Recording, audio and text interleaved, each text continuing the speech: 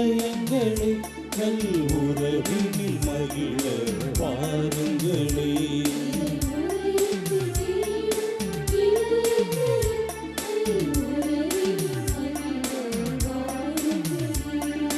வாருங்களே வாழ்ந்திடவே நம் இறைவனில் கலந்திடவே.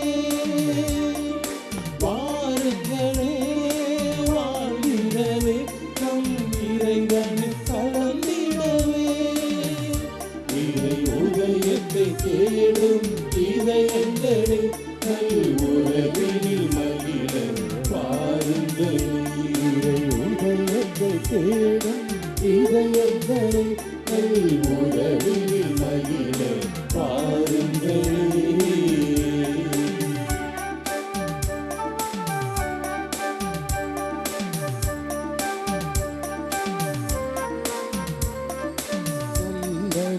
தேடும் உள்ளங்களே நன்மை பெறவே வாருங்களே.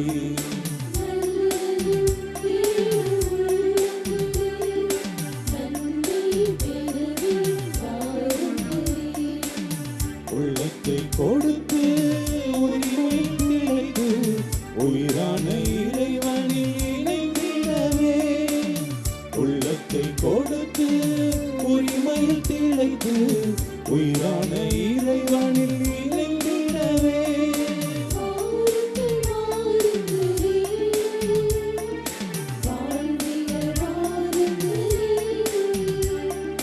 வாருங்கள் வாருங்களே வாழ்ந்திட வாருங்களே.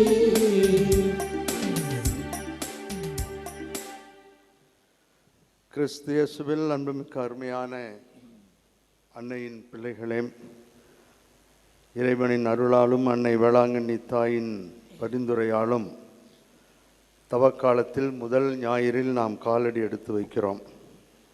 இந்த நாளுக்காக, இந்த வாரத்திற்காக நடைபெறக்கூடிய அனைத்து நல்ல நிகழ்வுகளுக்காகவும் நன்றியோடு இந்த திருப்பலியிலே நாம் கலந்து கொள்வோம். நம் கரம் பற்றி இறைவன் ஒவ்வொரு நாளும் வழி நடத்த வேண்டும் என்று ஜெபிக்க உங்கள் அனைவரையும் அன்போடு இந்த திருப்பலிக்கு கலந்து ஜெபிக்க இருக்கின்ற அருட்தந்தையர்களோடும் திருத்தொண்டரோடும் இணைந்து உங்களை காலை வணக்கத்தோடு வரவேற்கின்றோம்.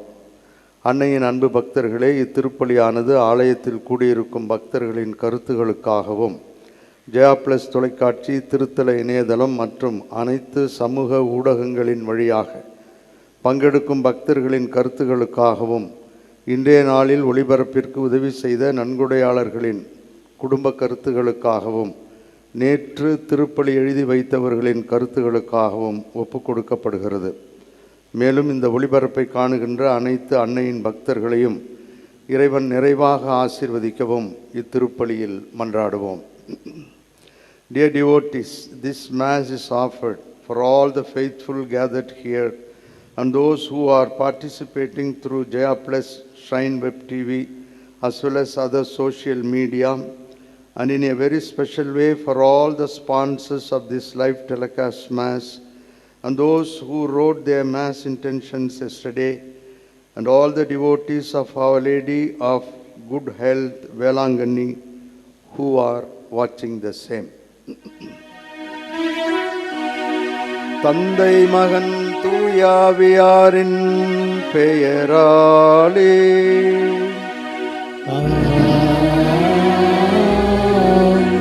நம் ஆண்டவராகிய இயேசு கிறிஸ்துவின் அருளும் கடவுளின் அன்பும் தூய ஆவியாரின் தோழமையும் உங்கள் அனைவரோடும் இருப்பதாக.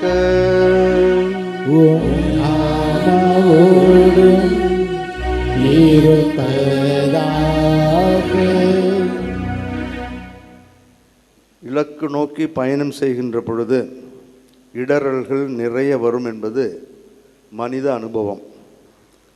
வெற்றி பெற வேண்டும் என்று முனைப்போடு செயல்படுகின்ற பொழுதுதான் தோல்விகளுக்கான வழிகள் நிறைய திறக்கப்படுகின்றன. இவைகளெல்லாம் கடந்து இறை அருளையும் மனித உறவையும் பலப்படுத்த வேண்டும் என்று நாம் அறிவோம். இறை உறவிற்கும் மனித உறவிற்கும் எதிராக வந்த போராட்டங்களிலே போராட மனமில்லாத நேரங்களுக்காக, விருப்பமில்லாத நேரங்களுக்காக, வேண்டாம் என்று ஒதுக்கிய நேரங்களுக்காக மனம் வருந்தி ஆண்டவரிடம் மன்னிப்பு வேண்டுவோம்.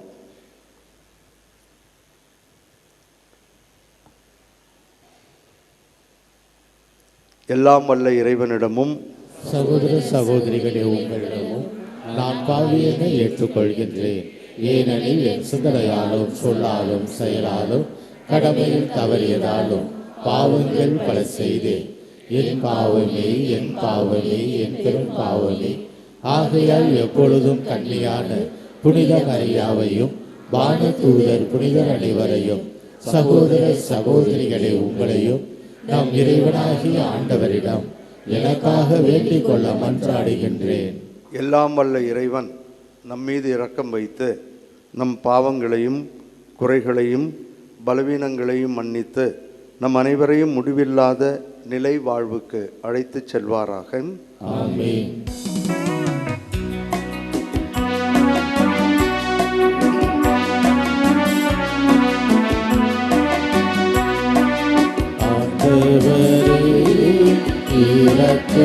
இரக்கமாயிரும்.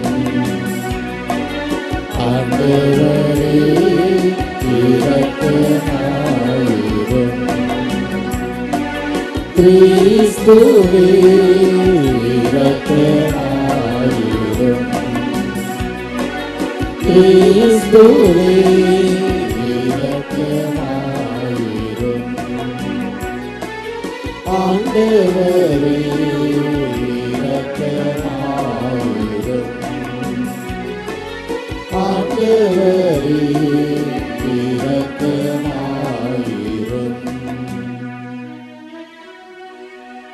மன்றாடுவோமாக.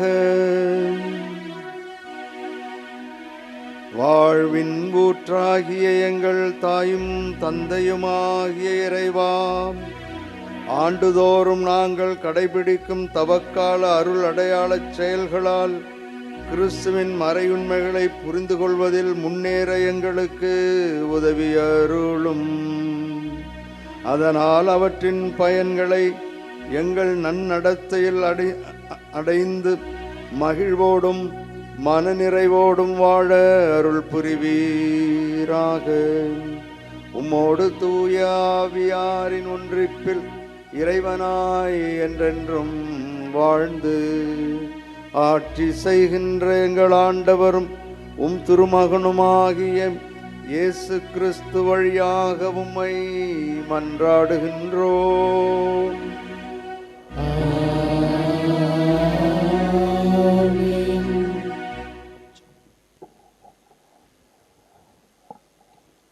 முதல் வாசகம். தொடக்க நூலிலிருந்து வாசகம்.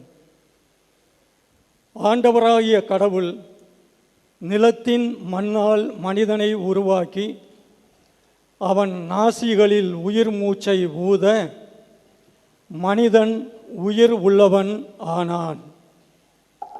ஆண்டவராகிய கடவுள் கிழக்கே இருந்த ஏதேனில் ஒரு தோட்டம் அமைத்து தாம் உருவாக்கிய மனிதனை அங்கே வைத்தார்.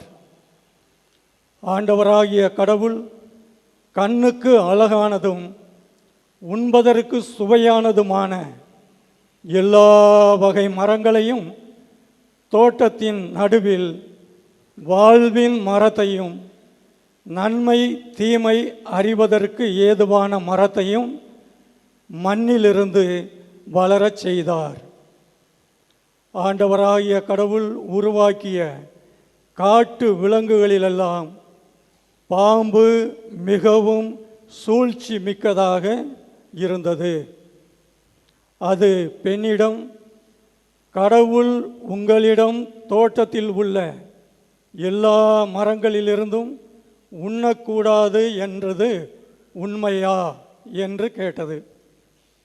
பெண் பாம்பிடம், தோட்டத்தில் இருக்கும் மரங்களின் பழங்களை நாங்கள் உண்ணலாம், ஆனால் தோட்டத்தின் நடுவில் உள்ள மரத்தின் கனியை மட்டும் நீங்கள் உண்ணக்கூடாது, அதை தொடவும் கூடாது, மீறினால் நீங்கள் சாவீர்கள் என்று கடவுள் சொன்னார் என்றாள்.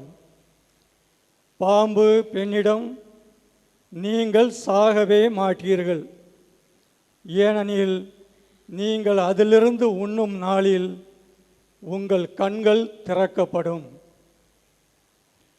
நீங்கள் கடவுளைப் போல் நன்மை தீமையை அறிவீர்கள் என்பது கடவுளுக்கு தெரியும் என்றது. அந்த மரம் உண்பதற்கு சுவையானதாகவும் கண்களுக்கு களிப்பூட்டுவதாகவும் அறிவு பெறுவதற்கு விரும்பத்தக்கதாகவும் இருந்ததை கண்டு பெண் அதன் பழத்தை பறித்து உண்டாள். அதை தன்னுடன் இருந்த தன் கணவனுக்கும் கொடுத்தாள், அவனும் உண்டான். அப்பொழுது அவர்கள் இருவரின் கண்களும் திறக்கப்பட்டன, அவர்கள் தாங்கள் ஆடையின்றி இருப்பதை அறிந்தனர். ஆகவே அத்தி இலைகளை தைத்து தங்களுக்கு ஆடைகளை செய்து கொண்டனர். ஆண்டவரின் அருள்வாக்கு. இறைவனுக்கு நன்றி. திருப்பாடல் 51 பதிலுரை பாடல் பல்லவி. ஆண்டவரே இரக்கமாயிரும், ஏனெனில் நாங்கள் பாவம் செய்தோம், இரக்கமாயிரும்.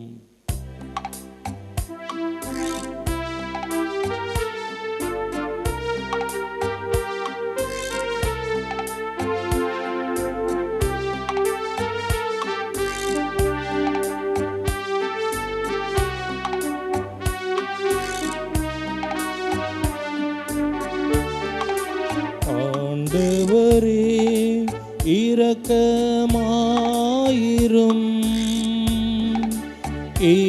ஏனெனில் நாங்கள் பாவம் செய்தோம், இரக்கமாயிரும்.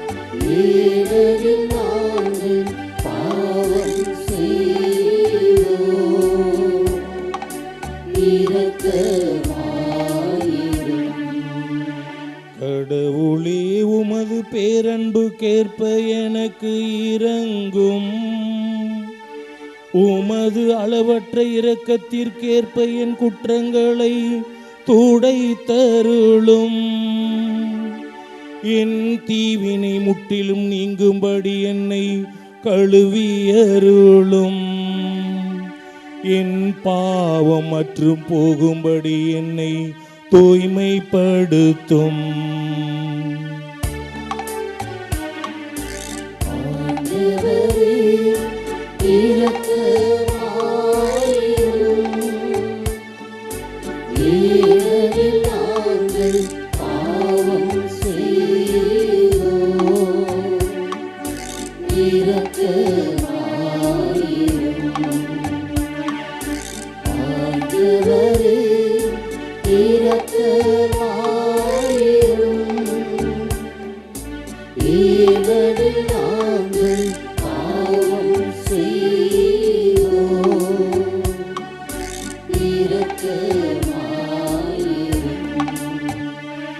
ஏனெனில் என் குற்றங்களை நான் உணர்கின்றேன், என் பாவம் எப்பொழுதும் என் மனக்கண் முன் நிற்கின்றது, உமக்கு எதிராக நான் பாவம் செய்தேன், உம் பார்வையில் தீயது செய்தேன்.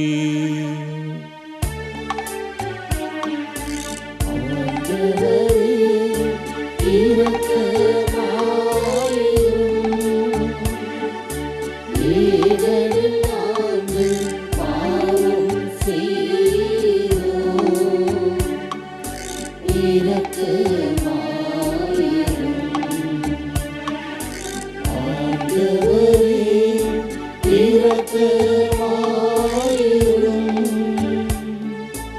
ஏனெனில் நாங்கள் பாவம் செய்தோம், இரக்கமாயிரும்.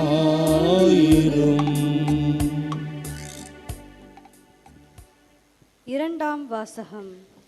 திருத்தூதர் பவுல் ரோமையருக்கு எழுதிய திருமுகத்திலிருந்து வாசகம். சகோதரர் சகோதரிகளே, ஒரே ஒரு மனிதன் வழியாய் பாவம் இந்த உலகத்தில் நுழைந்தது. அந்த பாவத்தின் வழியாய் சாவு வந்தது. அதுபோலவே எல்லா மனிதரும் பாவம் செய்ததால் எல்லா மனிதரையும் சாவு கவ்விக்கொண்டது. திருச்சட்டம் தரப்படும் முன்பும் உலகில் பாவம் இருந்தது. ஆனால் சட்டம் இல்லாத போது அது பாவமாக கருதப்படவில்லை. ஆயினும் ஆதாம் முதல் மோசே வரையில் இருந்தவர்கள் ஆதாமைப் போல் கடவுளின் கட்டளையை மீறி பாவம் செய்யவில்லை. எனினும் சாவு அவர்கள் மீதும் ஆட்சி செலுத்திற்று. இந்த ஆதாம் வரவிருந்தவருக்கு முன்னடையாளமாய் இருக்கிறார். ஆனால் குற்றத்தின் தன்மை வேறு, அருள்கொடையின் தன்மை வேறு. எவ்வாறெனில், ஒருவர் செய்த குற்றத்தால் பலரும் இறந்தனர். ஆனால் கடவுளின் அருளும் இயேசு கிறிஸ்து என்னும் ஒரே மனிதரின் வழியாய் வரும் அருள்கொடையும் பலருக்கும் மிகுதியாய் கிடைத்தது. இந்த அருள்கொடையின் விளைவு வேறு, அந்த ஒரு மனிதர் செய்த பாவத்தின் விளைவு வேறு.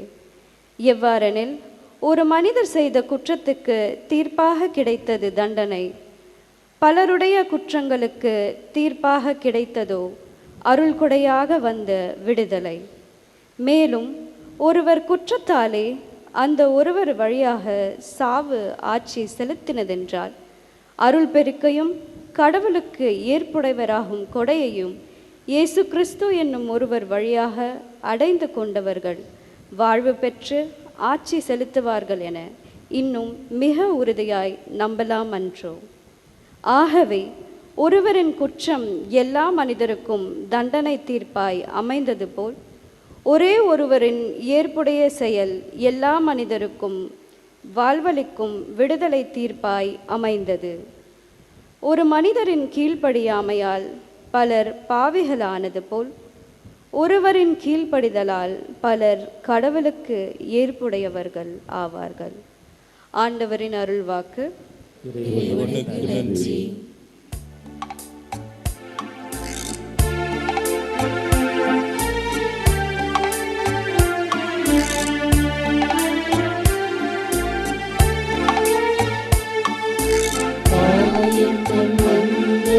காப்பது போல ஆண்டவர் நம்மை காக்கின்றார். தாயின் தன் மந்தையை காப்பது போல ஆண்டவர் நம்மை காக்கின்றார். மனிதர் அப்பத்தினால் மட்டுமல்ல, மாறாக கடவுளின் வாய்ச்சொல் ஒவ்வொன்றாலும் வாழ்வ. ஆயத்தன் மந்தையை காப்பது போல ஆண்டவர் நம்மை காக்கின்றார். ஆண்டவர் உங்களோடு இருப்பாராக. உம் ஆன்மாவோடும் இருப்பாராக. மத்தேயு எழுதிய நற்செய்தியிலிருந்து வாசகம். ஆண்டவரே, மாட்சி உமக்கே. அக்காலத்தில் இயேசு அழகினால் சோதிக்கப்படுவதற்காக பாலை நிலையத்திற்கு தூய ஆவியால் அழைத்து செல்லப்பட்டார். அவர் 40 நாள் இரவும் பகலும் நோன்பிருந்தார். அதன் பின் பசியுற்றார். சோதிக்கிறவன் அவரை அணுகி, நீர் இறைமகன் என்றால் இந்த கற்கள் அப்பமாகும்படி கட்டளையிடும் என்றான். அவர் மறுமொழியாக, மனிதர் அப்பத்தினால் மட்டுமல்ல, மாறாக கடவுளின் வாய்ச்சொல் ஒவ்வொன்றாலும் வாழ்வார் என மறைநூலில் எழுதியுள்ளதே என்றார். பின்னர் அழகே அவரை எருசலேம் திருநகரத்துக்கு கூட்டி சென்றது. கோவிலின் உயர்ந்த பகுதியில் அவரை நிறுத்தி, நீர் இறைமகன் என்றால் கீழே குவிதியும், கடவுள் தம் தூதருக்கு உம்மை குறித்து கட்டளையிடுவார். உமது கால் கல்லில் மோதாதபடி அவர்கள் தங்கள் கைகளில் உம்மை தாங்கிக் கொள்வார்கள் என்று மறைநூறில் எழுதியுள்ளது என்று அழகே அவரிடம் சொன்னது. இயேசு அவரிடம், உன் கடவுளை ஆண்டவரை சோதிக்க வேண்டாம் எனவும் எழுதியுள்ளது என்று சொன்னார். மறுபடியும் அழகை அவரை மிக உயர்ந்த ஒரு மலைக்கு கூட்டி சென்று உலக அரசுகள் அனைத்தையும் அவற்றின் மேன்மையும் அவருக்கு காட்டி அவரிடம், நீ நெடுஞ்சான் கிடையாக விழுந்து என்னை வணங்கினால் இவை அனைத்தையும் உமக்கு தருவேன் என்றது. அப்பொழுது இயேசு அதனை பார்த்து, அகன்று போ சாத்தானே, உன் கடவுளாகிய ஆண்டவரை வணங்கி அவர் ஒருவருக்கு பணி செய் என்றும் மறைநூறில் எழுதியுள்ளது என்றார். பின்னர் அழகே அவரை விட்டு அகன்றது. உடனே வானதூதர் வந்து அவருக்கு பணிவிடை செய்தார். ஆண்டவரின் அருள்வாக்கு.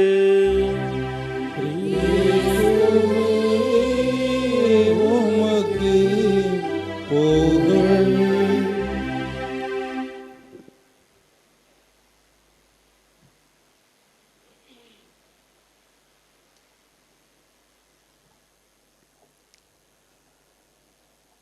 கிறிஸ்து இயேசுவில் அன்புமிக்க அன்னையின் பிள்ளைகளே, இறையருளால் நாம் இந்த ஆண்டு தவக்காலத்தின் முதல் ஞாயிறில் காலடி எடுத்து வைத்திருக்கிறோம்.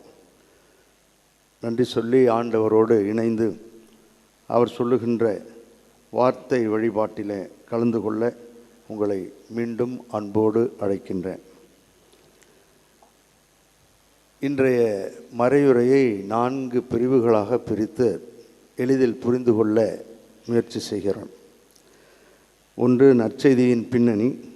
2, இயேசுவின் பற்றுறுதி சோதிக்கப்படுதல். 3, முறியடிக்கப்படும் சோதனைகள். 4, நாமும் முறியடிக்க முடியும் என்ற தன்னம்பிக்கை.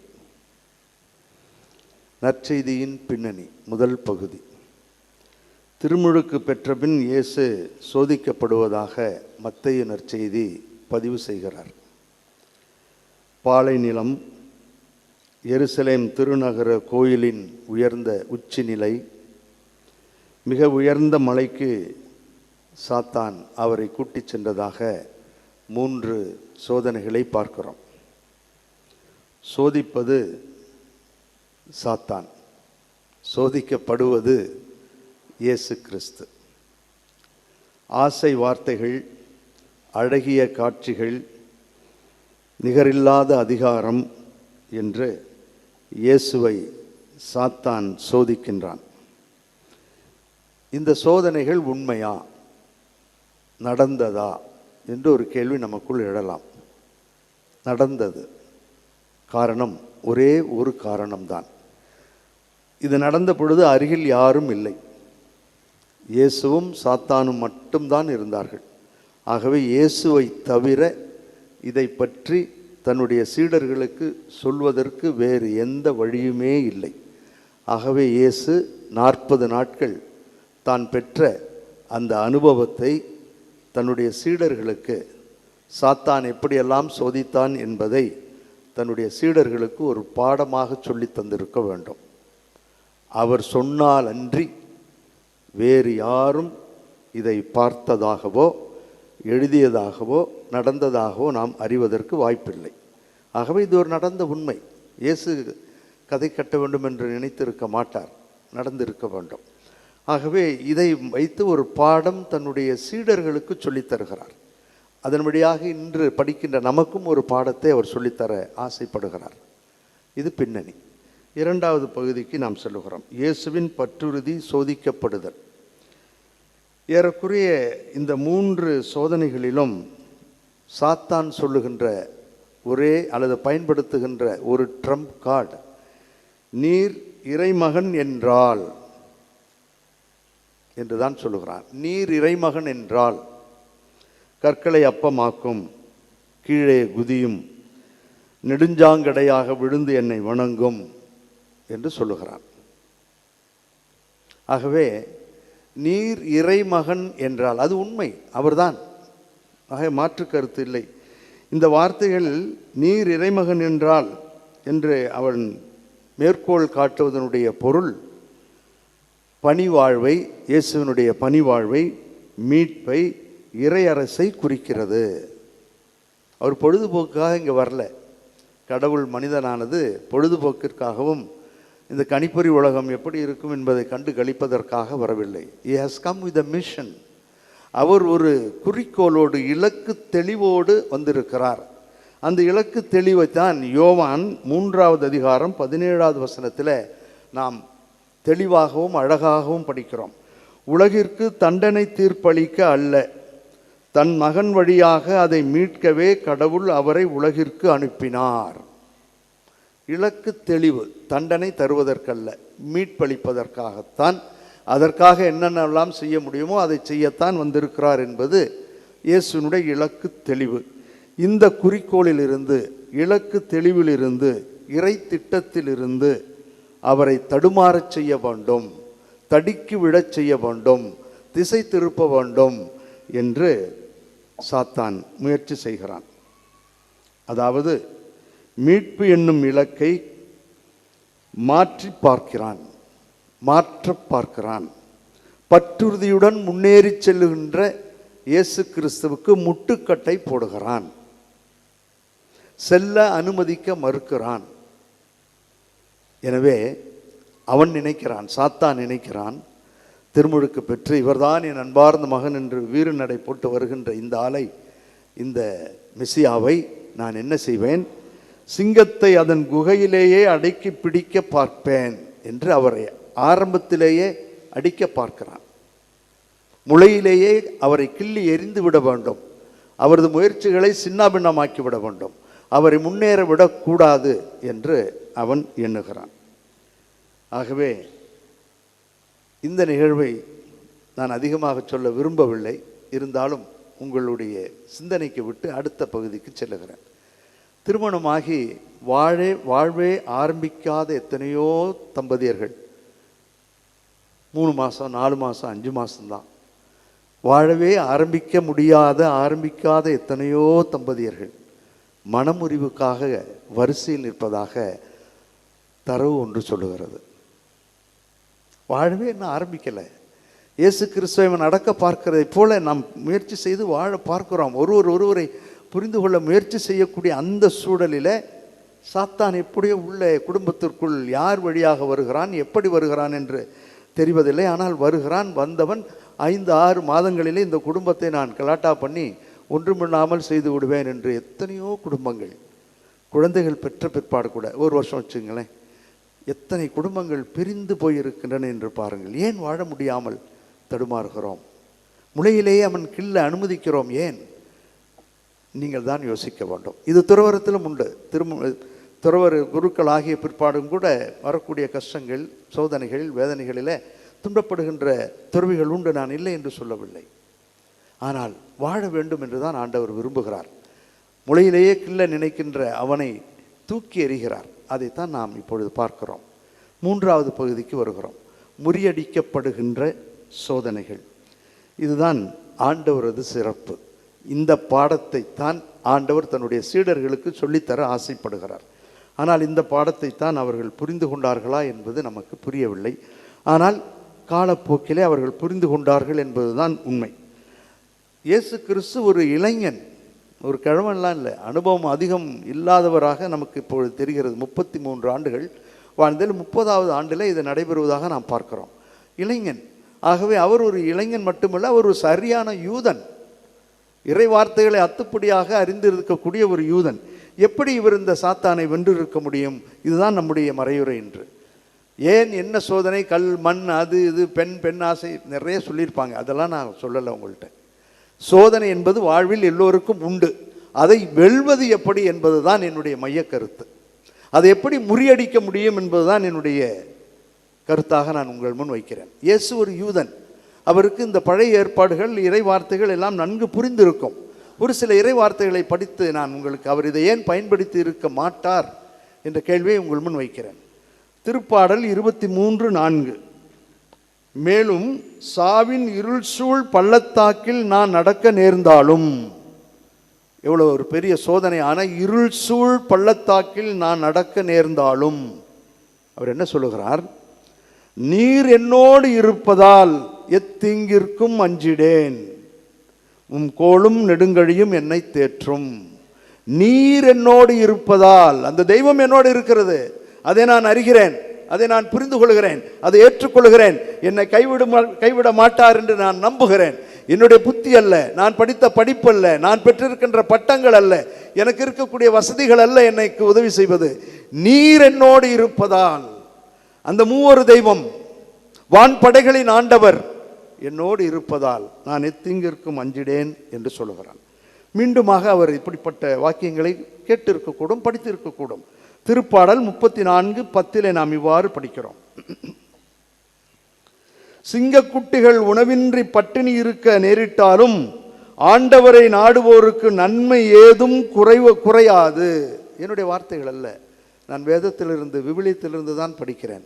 சிங்கக்குட்டிகள் பட்டினி இருக்க நேர்ந்தாலும் ஆண்டவரை நாடுவோருக்கு நன்மை ஏதும் குறையாது.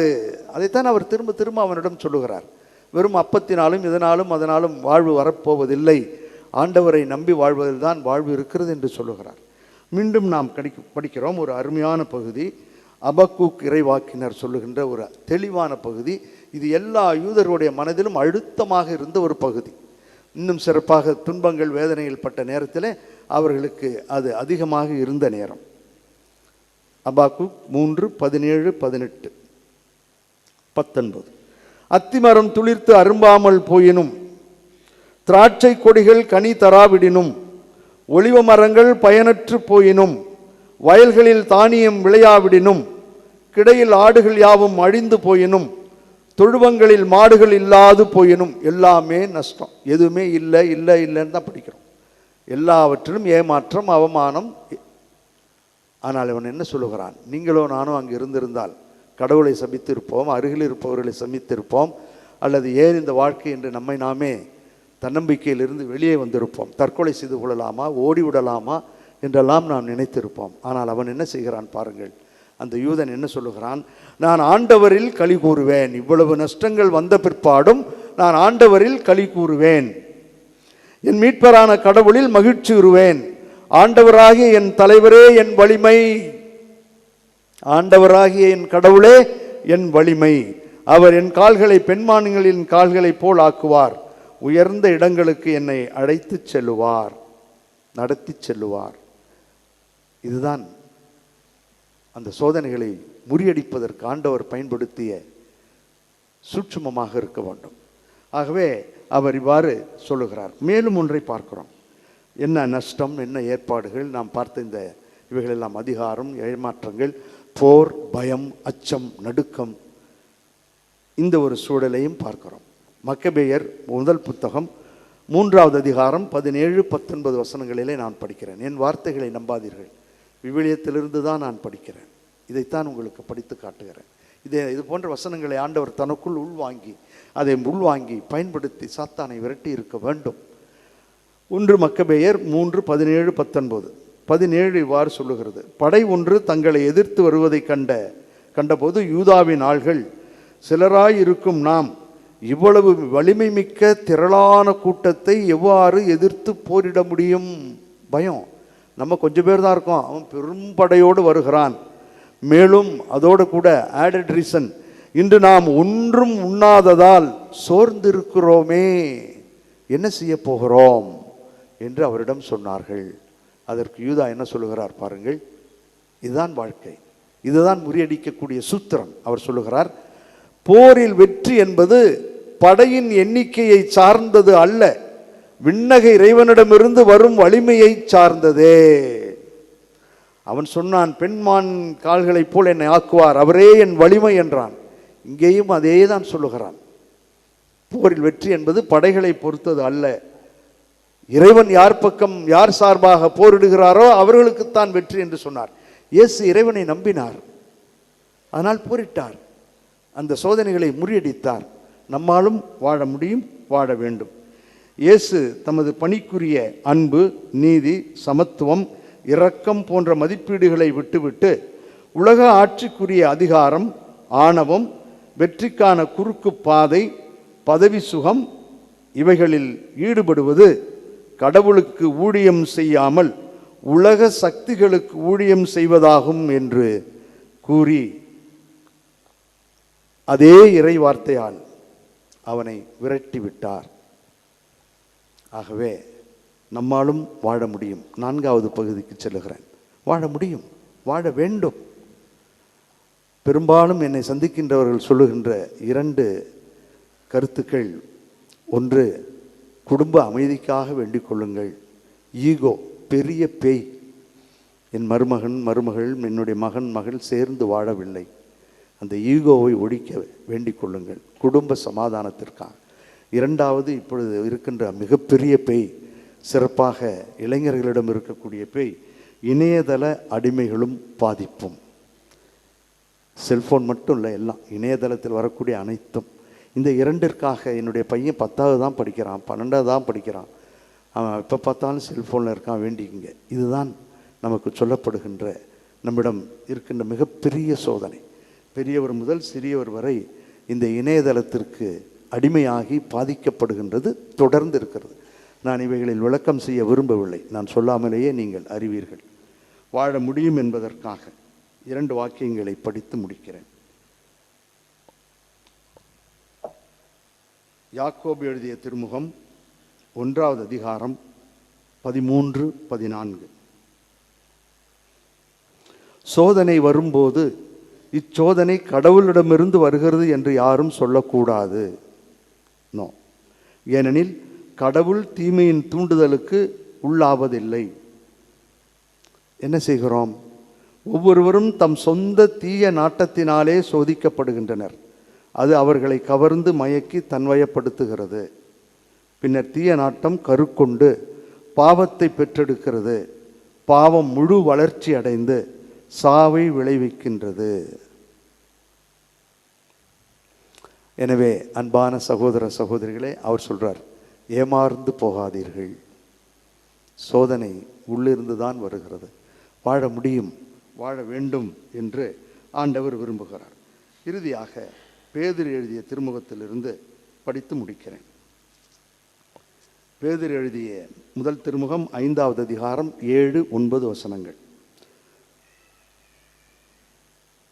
உங்கள் கவலைகள் எல்லாம் அவரிடம் விட்டுவிடுங்கள், ஏனெனில் அவர் உங்கள் மேல் கவலை கொண்டிருக்கிறார். அறிவு தெளிவோடு விழிப்பாயிருங்கள். உங்கள் எதிரியாகிய அழகை யாரை விடுங்களாம் என கர்ஜிக்கும் சிங்கம் போல தேடி திரிகிறது. அப்போ என்ன செய்யணும்?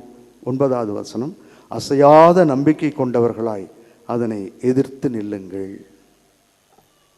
இந்த பாடத்தை தான் ஆண்டவர் சொல்லி அந்த சாத்தானை முறியடித்திருப்பார். ஆகவே தான் அந்த தலைப்பை முறியடிக்கப்பட்ட சோதனை என்று கொடுத்தார். வாழ முடியும், வாழ வேண்டும். ஒரே ஒரு முறை வாழப்போகிற அந்த வாழ்வு, இல்லறம், துறவரம், தனியறம், எந்த அறமாக இருந்தாலும் மகிழ்வோடும் மனநிறைவோடும் போராடக்கூடிய ஒரு மனநிலையோடு கூட வாழக்கூடிய, எதிர்த்து நிற்கக்கூடிய, இலட்சியத்திற்கு எதிராக இல்லை நம்முடைய குறிக்கோளுக்கு எதிராக வரக்கூடிய எதுவாக இருந்தாலும், இல்லறம், துறவரம் அதுவாக இருந்தாலும் மகிழ்வோடும் மனநிறைவோடும் வாழ, கருவறை டு கல்லறை ஒரு முறை வாழப்போகின்ற வாழ்வு அர்த்தமுள்ள வாழ்வாக இருக்க ஆண்டவரிடம் ஜெபிப்போம். வாழ்ந்த அன்னையினுடைய துணையோடு வாழ கற்றுக்கொள்வோம். எழுந்து நின்று நம் விசுவாசத்தை அறிக்கையிடுவோம். வல்ல இறைவன் நல்லருள் பொழிவார். ஆமென். ஒரே அறிக்கை. ஒரே கடவுளை நம்புகின்றேன். விண்ணகமும் மண்ணகமும் காண்பவை காணாதவை யாவும் படைத்த எல்லாம் வல்ல தந்தை அவரை, கடவுளின் ஒரே மகனாய் உதித்த ஒரே ஆண்டவர் இயேசு கிறிஸ்துவை நம்புகின்றேன். இவர் காலங்களுக்கு எல்லாம் முன்பே தந்தையிடமிருந்து பிறந்தார். கடவுளினின்று கடவுளாக, ஒளியினின்று ஒளியாக, உண்மை கடவுளினின்று உண்மை கடவுளாக உதித்தவர். இவர் உதித்தவர், உண்டாக்கப்பட்டவர் அல்ல, தந்தையோடு ஒரே பொருளானவர். இவர் வழியாகவே யாவும் படைக்கப்பட்டன. மனிதர்கள் நமக்காகவும் நம் மீட்புக்காகவும் விண்ணகமிருந்து இறங்கினார். தூய ஆவியால் கன்னி மரியாவிடம் உடலெடுத்து மனிதரானார். மேலும் நமக்காக போந்திய பிலாத்தின் அதிகாரத்தில் சிலுவையில் அறையப்பட்டு பாடுபட்டு இறந்து அடக்கம் செய்யப்பட்டார். மறை நூல்களின்படி 3ஆம் நாள் உயிர்த்தெழுந்தார். விண்ணகத்துக்கு எழுந்தருளி எல்லாம் வல்ல தந்தையின் வலப்பக்கம் வீற்றிருக்கின்றார். வாழ்வோரையும் இறந்தோரையும் தீர்ப்பிட மாட்சியுடன் மீண்டும் வர இருக்கின்றார். அவரது ஆட்சிக்கு முடிவில்லாது தந்தையிடமிருந்தும் மகனிடமிருந்தும் புறப்படும் ஆண்டவரும் உயிர் அளிப்பவருமான தூய ஆவியாரை நம்புகின்றேன். இவர் தந்தையோடும் மகனோடும் ஒன்றாக ஆராதனையும் ஆட்சியும் பெறுகின்றார். இறைவாக்கினர்கள் வாயிலாக பேசியவர் இவரே. ஒரே புனித கத்தோலிக்க திருத்தூதர் வழிவரும் திரு அவையை நம்புகின்றேன். பாவ மன்னிப்புக்கான ஒரே திருமுழுக்கை ஏற்றுக்கொள்கின்றேன். இறந்தோரின் உயிர்ப்பையும் வரவிருக்கும் மறு உலக வாழ்வையும் எதிர்பார்க்கின்றேன். ஆமென். என்னை கூவி அழைப்பவருக்கு நான் செவி சாய்ப்பேன், அவர்களை தப்புவித்து பெருமைப்படுத்துவேன் என்று சொன்ன ஆண்டவரிடம் நம்முடைய விண்ணப்பங்களை சொல்லி ஜெபிப்போம். இரக்கமே உருவான அன்பு தெய்வமே, திருச்சபை தலைவர்களை ஆசிர்வதியும். இவர்கள் இறை மக்களை இறை விசுவாசத்திலும் இறை அன்பிலும் வளர்த்தெடுக்க தேவையான அருளை பொழிந்து நல்ல உடல் சுகத்தோடு இவர்கள் பணிகளை தொடர்ந்து ஆற்றிட வேண்டுமென்று இறைவா உம்மை மன்றாடுகின்றோம்.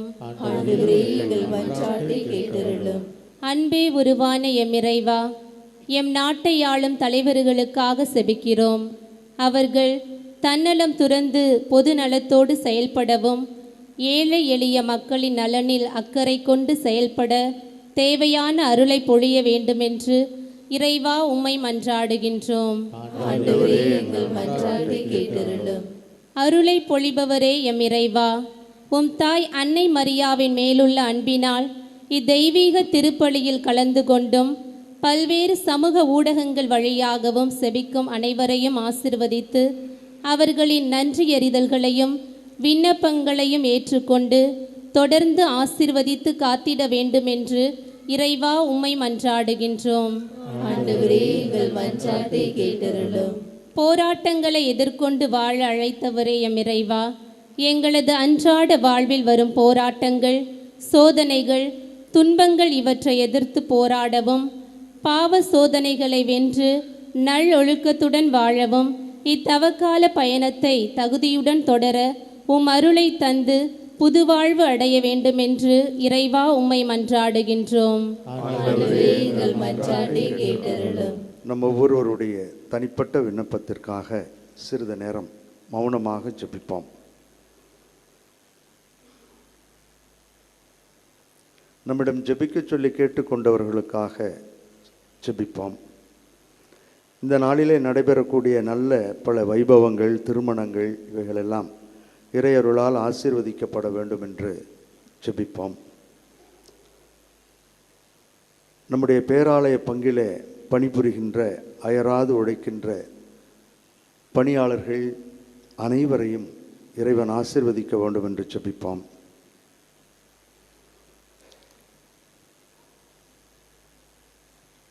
சமாதானம் இல்லாமல் ஓடிவிடலாமா, பிரிந்து விடலாமா என்று நினைக்கக்கூடிய தம்பதியர்களுக்காகவும், குழந்தை பேர் இல்லாமல் தடுமாறுகின்ற தம்பதியர்களுக்காகவும் சிறிது நேரம் ஜெபிப்போம்.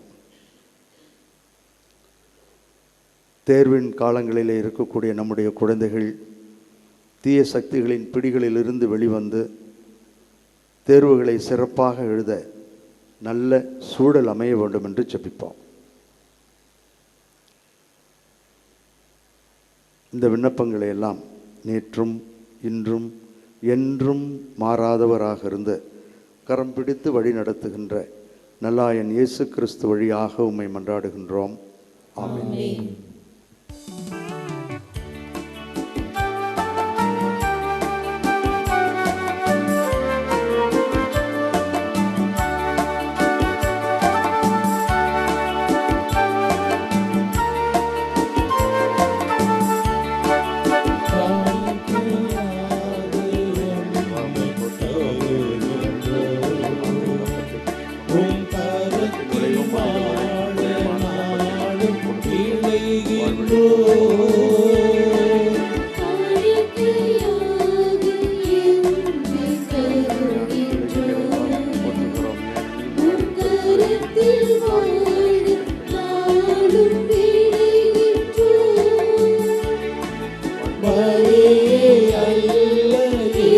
நோக்கம் விரும்பும் பரமனில் எம்மை அழைக்கின்றோம்.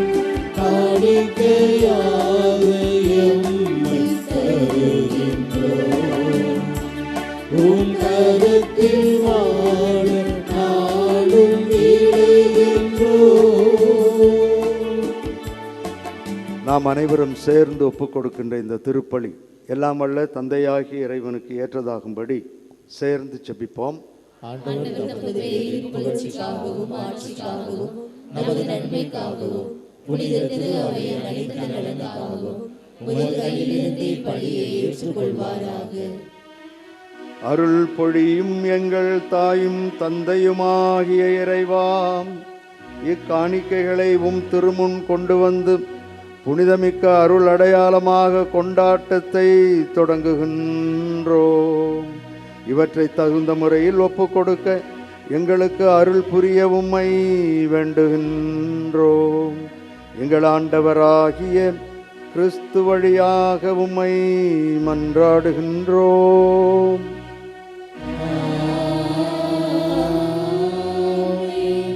ஆண்டவர் உங்களோடு இருப்பாராக.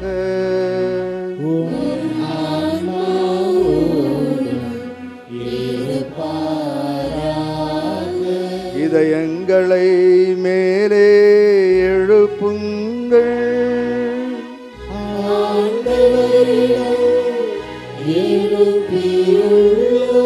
நம் இறைவனாகிய ஆண்டவருக்கு நன்றி பாடுவோம்.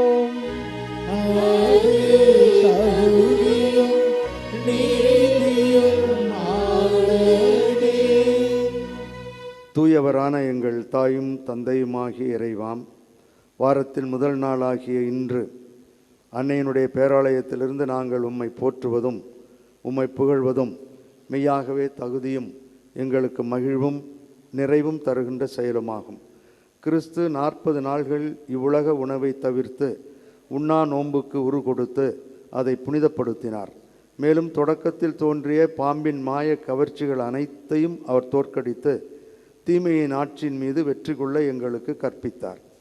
அதனால் பாஸ்கா மறை நிகழ்வை தகுதியான மனதோடு கொண்டாடி இறுதியாக முடிவில்லா பாஸ்காவுக்கு கடந்து செல்வோமாக. ஆகவே வானதூதர்களோடும் பேராலயத்தில் கூடி ஜெபிக்கின்றவர்களோடும் இணையதளம் வழியாக எங்களோடு கூட ஜெபிக்கின்ற அனைவரும் ஒன்றிணைந்து ஒரே குரலாய் சேர்ந்து பாடுவதாவது: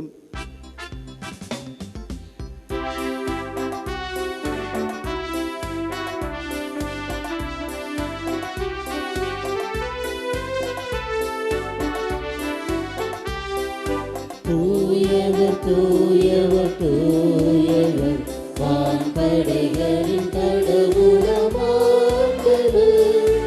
ஆண்டவர் விண்ணகமும் மண்டகமும் உமது மாட்சியால் நிறைந்துள்ளது. உன்னதங்களிலே ஓசன்னா, ஆண்டவர் பெயரால் வருகிறவர், ஆசி பெற்றவர்.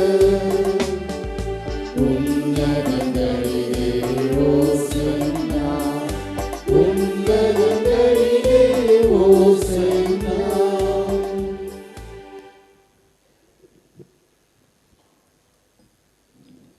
ஆண்டவரே, நீர் மெய்யாகவே தூயவர், தூய்மை அனைத்திற்கும் ஊற்று. ஆகவே உம்முடைய ஆவியை பொழிந்து இக்காணிக்கைகளை தூய்மைப்படுத்த உம்மை வேண்டுகிறோம். இவ்வாறு எங்கள் ஆண்டவர் இயேசு கிறிஸ்துவின் உடலும் இரத்தமுமாக எங்களுக்கு இவை மாறுவனவாக. அவர் பாடுபட உளம் கனிந்து தம்மை கையளித்த போது அப்பத்தை எடுத்து நன்றி செலுத்தி அதை பிட்டு தம் சீடர்களுக்கு அளித்து கூறியதாவது: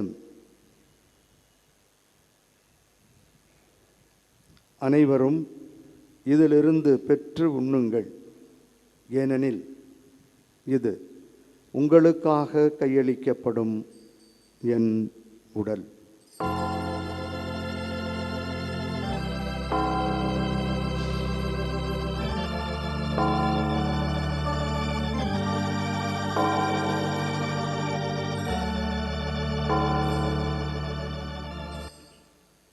அவ்வண்ணமே இரவு விருந்தை அருந்திய பின் கிண்ணத்தையும் எடுத்து மீண்டும் உமக்கு நன்றி கூறி தம் சீடர்களுக்கு அளித்து அவர் கூறியதாவது: அனைவரும் இதிலிருந்து பெற்று பருகுங்கள், ஏனெனில் இது புதிய நிலையான உடன்படிக்கைக்கு உரிய என் இரத்தத்தின் கிண்ணம்.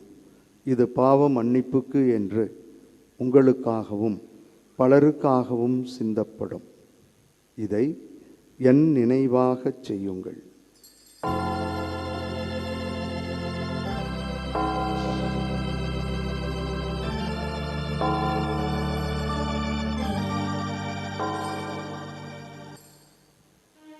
நம்பிக்கையின் மறை பொருள்.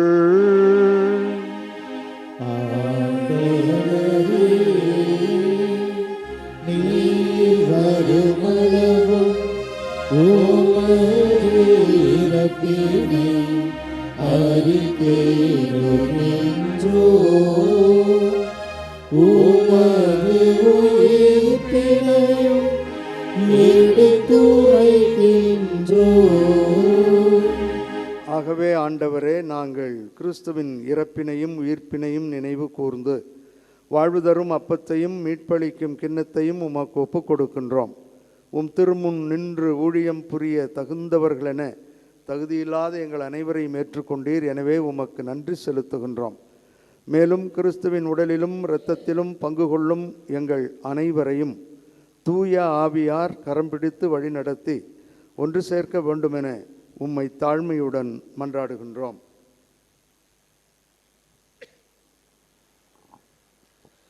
ஆண்டவரே, உலகெங்கும் பரவி இருக்கும் உமது திரு அவையை நினைவு கூர்ந்தருளும்.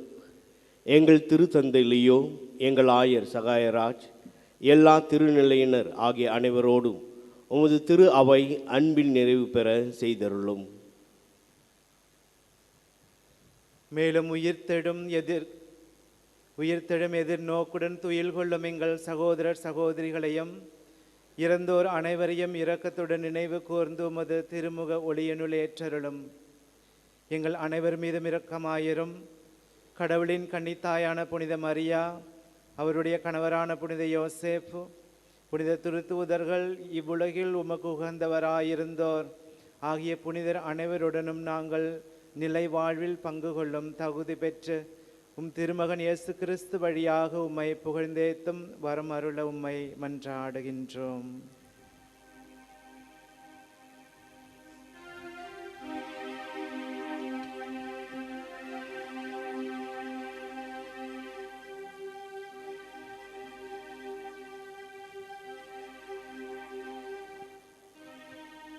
இவர் வழியாக இவரோடு இவரில் எல்லாம் வல்ல இறைவனாகிய தந்தையே,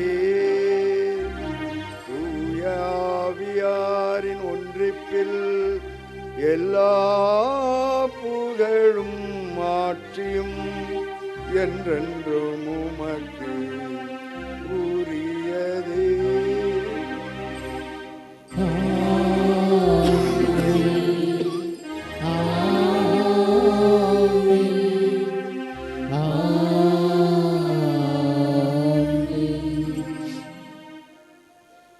சோதனைகளை முறியடிக்க இறைவனது அருள் ஆசீர் நம்மோடு இருக்கிறது என்ற விண்ணப்பத்தில் நாம் அனைவரும் சேர்ந்து ஜெபிப்போம். விண்ணுலகில் இருக்கின்ற எங்கள் தந்தையே, உமது பெயர் தூயது என போற்றப்படுக. உமது ஆட்சி வருக. உமது திருவுள்ளம் விண்ணுலகில் நிறைவேறுவது போல மண்ணுலகிலும் நிறைவேறுக. எங்கள் அன்றாட உணவை இன்று எங்களுக்கு தாரும். எங்களுக்கு எதிராக குற்றம் செய்வோரை நாங்கள் மன்னிப்பது போல எங்கள் குற்றங்களை மன்னியும். எங்களை சோதனைக்கு உட்படுத்தாதையும் தீமையிலிருந்து எங்களை விடுவித்தருளும். ஆண்டவரே, தீமைகள் அனைத்திலுமிருந்து எங்கள் அனைவரையும் விடுவித்து எங்கள் வாழ்நாளில் அமைதியை கனிவுடன் அருள உம்மை மன்றாடுகிறோம்.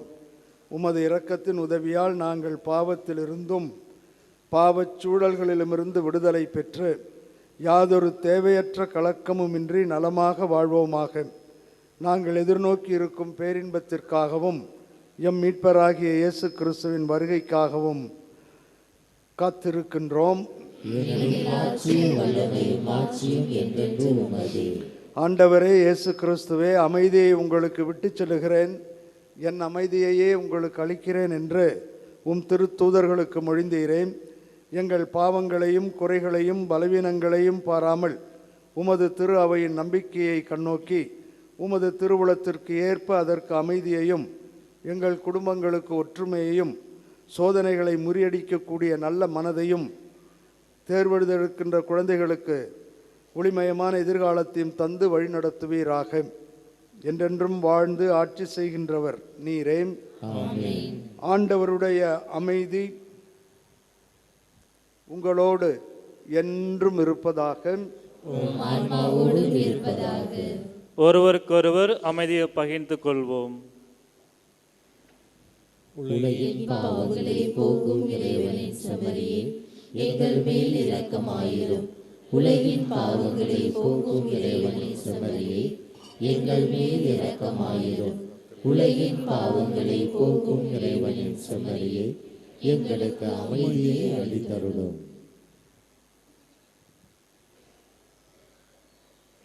இதோ இறைவனின் செம்மறி, இவரே உலகின் பாவங்களை போக்குகின்றவர்.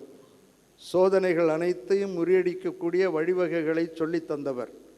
இவரது திருவிருந்துக்கு இங்கே வந்திருக்கின்ற நாம் அனைவரும் பேறு பெற்றோர். நான் தகுதியற்றவன், ஆனால் ஒரு வார்த்தை மட்டும் சொல்லி அருளும், எனது ஆன்மா நலமடையும்.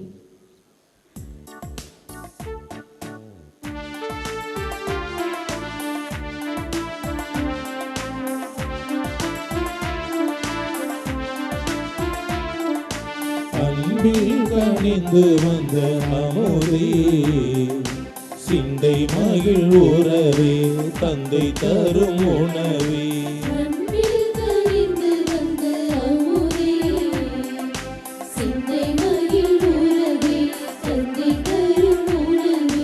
உனக்காக நான் ஏங்கி தவித்தேன், என் வாழும் உணவாக அழைத்தேன்.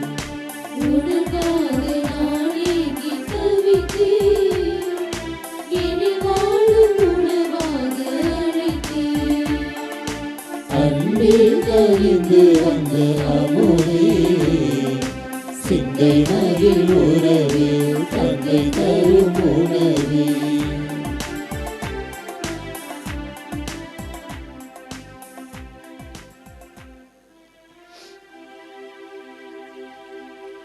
நன்றியோடு மன்றாடுவோமாக. ஆற்றலோடு எம்மில் செயலாற்றும் எங்கள் தாயும் தந்தையுமாகிய இறைவாம், புத்துயிர் தரும் விண்ணக உணவால் எங்கள் நம்பிக்கை ஊட்டம் பெறவும் எதிர்நோக்கு வளரவும் எங்களுக்கு அருள் புரிந்துள்ளீர்.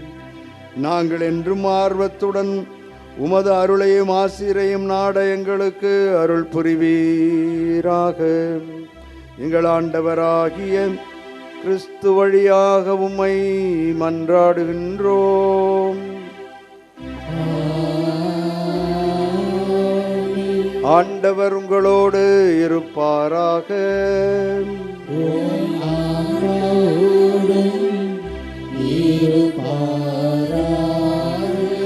புனித ஆரோக்கிய அன்னையின் ஆசீர் பெற மன்றாடுவோம். ஆற்றலும் அன்புமிக்க இயேசுவை கையிலேந்தி காலமெல்லாம் கடலோரம் காத்திருக்கும் புனித ஆரோக்கிய அன்னையே, இப்பேராலயத்தில் கூடியிருக்கும் பக்தர்கள் மற்றும் இணையதளம் சமூக ஊடகங்கள் வழியாக பங்கேற்கும் அனைவரையும் ஆசீர்வதியும். இவர்களின் மனம் சோர்ந்து போகும்போது பால்கார பாலகனின் பால் குடத்தை பொங்கச் செய்தது போல இவர்களின் மனங்களையும் மகிழ்ச்சியால் பொங்கவையும். இவர்கள் தோல்வியால் துவண்டு போகும்போது நடக்க இயலாத சிறுவனை நடக்க வைத்ததைப் போல இவர்களையும் எழுந்து நடக்க வையும். இவர்கள் துன்பக்கடலில் தத்தளித்து தடுமாறும் போது போர்ச்சுகீசிய மாலுமிகளை கரை சேர்த்ததைப் போல இவர்களையும் கரை சேர்த்தருளும். வரம் பெற்றுத்தரும் புனித ஆரோக்கிய அன்னையின் ஆசீர் உங்களோடு என்றும் தங்குவதாக. May Jesus touch you and heal you through the loving hands of his dear mother, Our Lady of Good Health, Velankanni. எல்லாம் வல்ல இறைவன் தந்தை மகன் தூயாவியார் நம்மீது தங்கி வழிநடத்தி ஆசீர்வதிப்பாராக.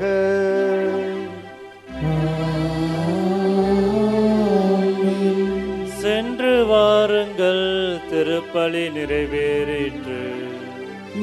இறைவனுக்கு நன்றி.